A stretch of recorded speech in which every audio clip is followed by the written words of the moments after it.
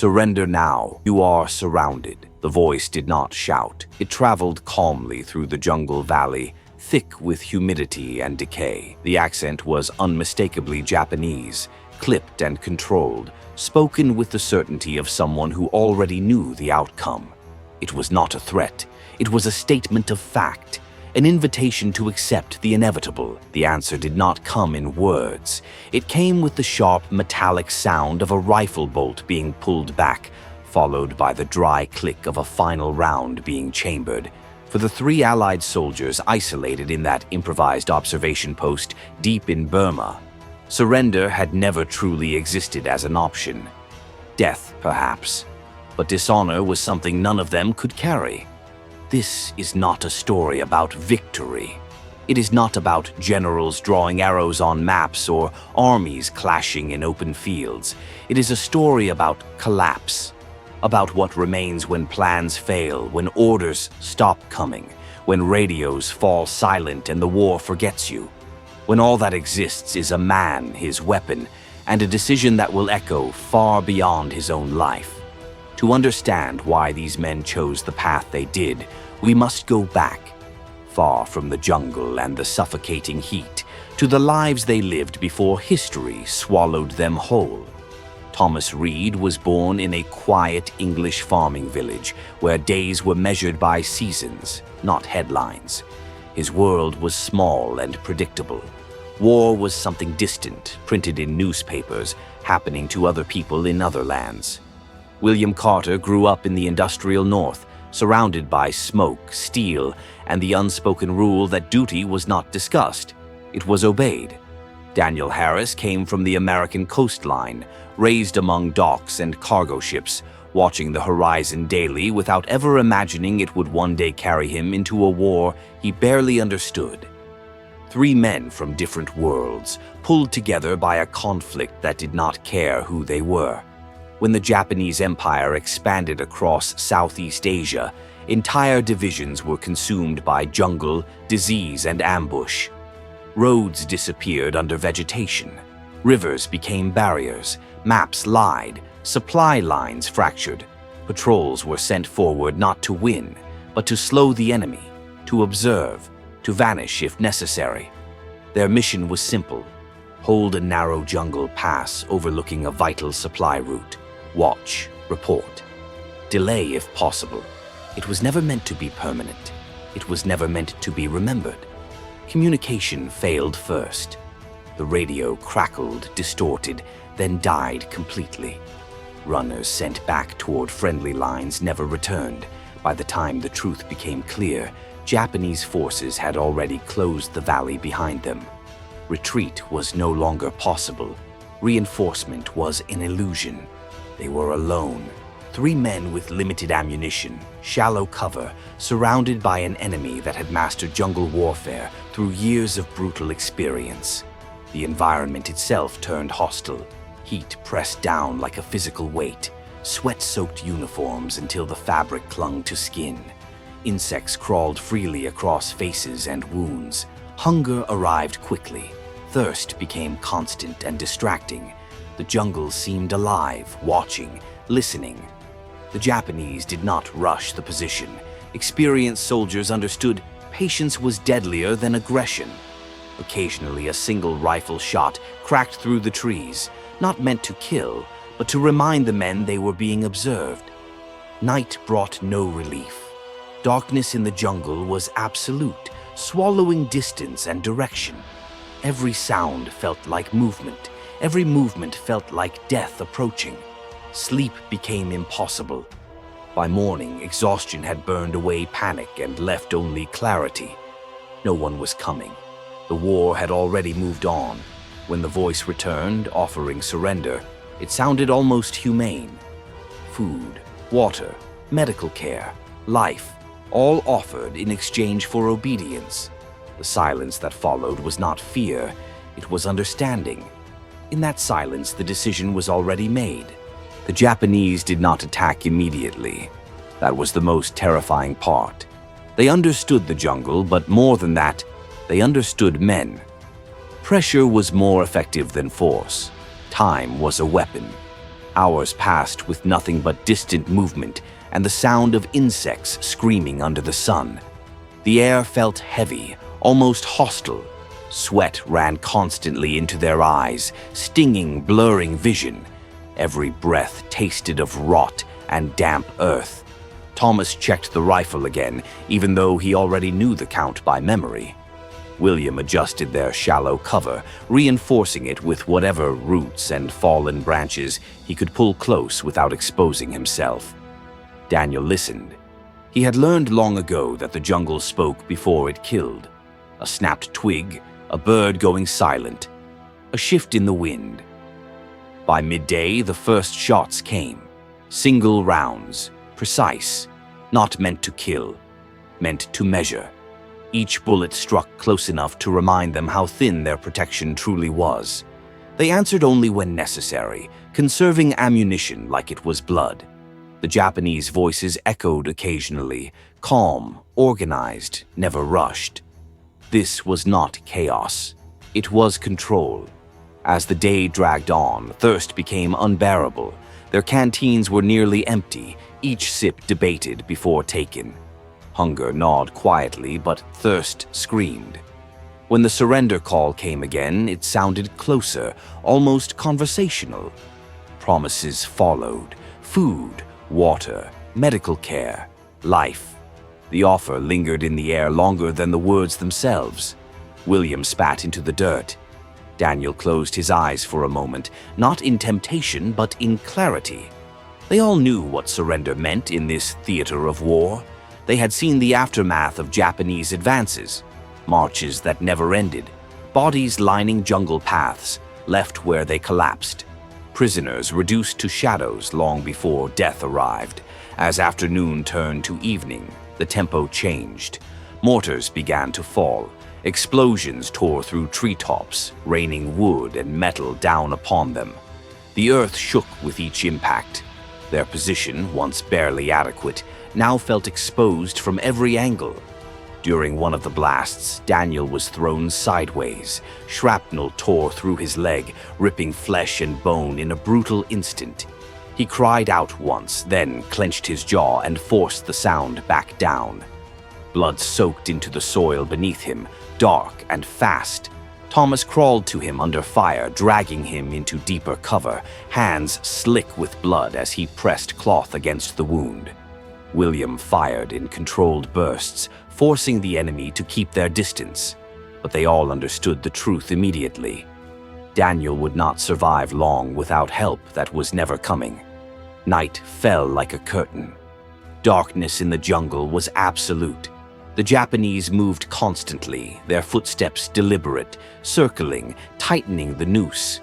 Flares burst overhead, bathing the canopy in harsh white light for seconds at a time, revealing shadows where men might be or might not. Sleep was impossible. Fear gave way to exhaustion, then to a cold, detached calm. Daniel's breathing grew shallow. He was losing blood, strength fading with each hour. Before dawn, he grabbed Thomas's sleeve and pulled him close. His voice was weak but steady. He told them to hold, to make it count, to not waste what little time remained. When morning came, it came with violence. Gunfire erupted from multiple directions. Grenades tore into the earth around them, ripping roots and soil apart. Thomas fired until his rifle clicked empty. William switched magazines, counting shots with mechanical precision. Daniel fired from his position until his hands could no longer support the weapon. When the ammunition ran out, the fighting did not stop. It became close, brutal, personal. The Japanese expected surrender in the final moments. They did not receive it. What happened in that jungle pass would never appear in official histories. No medals would be pinned, no speeches given. Their families would receive only silence and a stamped phrase, missing in action. Presumed dead, but the delay mattered. A supply convoy rerouted. An advance slowed. Other units escaped encirclement without ever knowing why. Years later, veterans spoke quietly of a stand made by 3 men in a forgotten valley, a stand that cost everything and gained nothing visible. In war, empires rise, armies march, and borders change. But sometimes the true legacy of an empire is written not in conquest, but in blood spilled where no one was watching. The jungle fell silent after the assault, but it was not peace.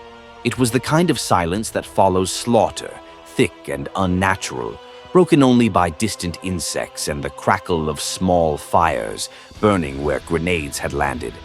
Smoke clung low to the ground, mixing with the smell of blood and scorched earth. Thomas could barely feel his hands anymore. His fingers moved out of habit, not sensation, as he checked a weapon that was no longer useful. William's breathing was heavy and uneven, his uniform torn, streaked with mud and ash. Daniel lay motionless between them, his chest rising only slightly, each breath slower than the last. He was still alive, but only just. The Japanese did not rush in immediately. They never did. They waited, listening, watching, allowing exhaustion to finish what bullets had started. Hours passed like that. Time lost meaning. Pain became background noise. Hunger and thirst faded into numbness. Thomas thought about home, not vividly, but in fragments. A fence, a field, the sound of wind through dry grass. William remembered his father's hands, cracked and scarred from factory work, shaking slightly as he signed the papers that sent his son to war. Daniel drifted in and out of consciousness, his mind wandering far from the jungle, far from the pain, to the sound of waves hitting a quiet shore. When the Japanese returned, they did so openly. Footsteps approached without caution. Rifles were visible now, bayonets catching light through the canopy. A familiar voice called out again, closer than ever. It told them this was their last chance. There was no anger in it, no urgency, only certainty. Thomas looked at William. William nodded once. The decision had been made long ago. There was nothing left to discuss. Thomas fired the last rounds he had, not aiming to kill, but to force distance. William followed, throwing what remained of a grenade, the explosion tearing through brush and forcing the Japanese to scatter. It bought them seconds, maybe a minute. Daniel stirred weakly. He knew what was happening. With what little strength he had left, he pulled the pin from his final grenade and pressed it into Thomas's hand. His eyes were clear, calm. He did not ask. He told them to live as long as they could. Then he closed his eyes. The next moments blurred into instinct, movement, shouting, gunfire at close range, steel flashing. William went down first, struck by rifle fire that tore through his chest. He fell without a sound. Thomas felt the impact of a blow from behind, the force knocking him to the ground. He rolled, disoriented, reaching blindly for a weapon that was no longer there. Japanese soldiers closed in, cautious now, weapons trained, expecting surrender at last. Thomas looked at them through dirt and blood, his vision narrowing. He thought of nothing heroic. No speeches, no final words, only the understanding that this was the end. He pulled the grenade's pin. The explosion tore through the clearing, echoing through the valley, ripping apart bodies and earth alike. When it was over, there was nothing left of the position. No survivors. Just smoke rising slowly into the canopy, swallowed by the jungle. The Japanese moved on within hours. They marked the location briefly, counted losses, adjusted their plans, and continued the advance. For them, it was a minor engagement, an inconvenience. For the war, it barely registered. But the delay mattered more than anyone would ever know. Supplies arrived late. Units hesitated. A retreat corridor remained open just long enough for another Allied force to escape encirclement. Lives were saved indirectly, anonymously, without ceremony. After the war, records were incomplete, reports vague, names misspelled or missing entirely.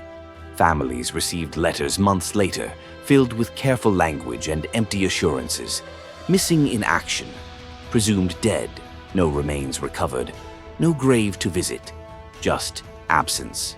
Decades later, historians would focus on major offensives, famous generals, decisive battles. The jungle campaigns became footnotes, condensed into arrows on maps and casualty numbers in books. The stand made in that forgotten valley was never singled out, never analyzed, never honored. But among veterans who had fought in Burma, whispers remained. Stories told quietly, without embellishment, of 3 men who held when retreat was impossible, who refused when surrender was offered, who chose how their story would end, even when everything else had been taken from them. Empires are remembered for conquest, armies are remembered for victories, but the true cost of war is written in places no monument ever marks, in jungles that grow back over blood-soaked ground, in names that fade from records, in choices made when no one is watching. And sometimes the strongest bloodlines of empire are not royal or powerful, but those forged in silence, in sacrifice, and in the certainty that some lines are never meant to be crossed. The jungle did what it always does. It reclaimed everything. Within weeks, vines crawled over shattered wood and scorched earth. Rain washed blood into the soil. Fallen trees hid the scars of battle. To anyone passing through months later, the valley looked untouched, as if nothing had ever happened there. That is how most wars truly end, not with victory parades or signed documents, but with silence and forgetting. The Japanese advance continued, then slowed, then eventually collapsed under the weight of logistics, resistance, and time. The Allied forces returned years later, moving through the same terrain, stepping over ground where men had died without names. No marker stood in that pass, no cross, no flag, only jungle. After the war, families searched for answers. Letters were written, records requested, units contacted. The responses were always the same: incomplete reports, conflicting timelines, no eyewitnesses, no remains recovered. The official explanation never changed: missing in action, presumed dead. For mothers, wives, and siblings, that phrase was a wound that never closed. It offered no certainty, no place to grieve, only the endless question of how and why.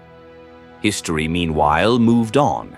Textbooks reduced entire campaigns in Southeast Asia to brief summaries. The focus shifted to Europe, to famous landings, to cities turned into ruins. The Jungle War became a shadow conflict, fought in places too remote, too complex, too uncomfortable to fully explain. And yet, it was there that some of the most unforgiving decisions were made. Not by generals, but by ordinary soldiers pushed beyond the edge of survival. The Japanese soldiers who faced that stand did not celebrate it. To them, it was a costly delay, an unexpected resistance that disrupted plans and cost lives. Years later, some would speak of it in private, not with anger, but with a quiet respect. An acknowledgement that the men they faced had chosen death not out of madness, but out of resolve. In war, even enemies recognize conviction when they see it. The truth is, moments like that are what wars are really built on. Not sweeping strategies, but small, brutal decisions made in isolation. Decisions that never reach command tents or history books, yet ripple outward all the same. A delayed supply column, a retreat that succeeds by hours, a unit that escapes annihilation because someone else did not.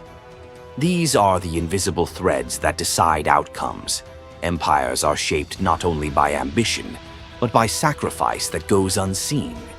Bloodlines of empire are not just royal families or ruling dynasties. They are the lines drawn by those who hold when collapse is certain, who refuse when obedience is demanded, who decide in their final moments what they are willing to give and what they will never surrender.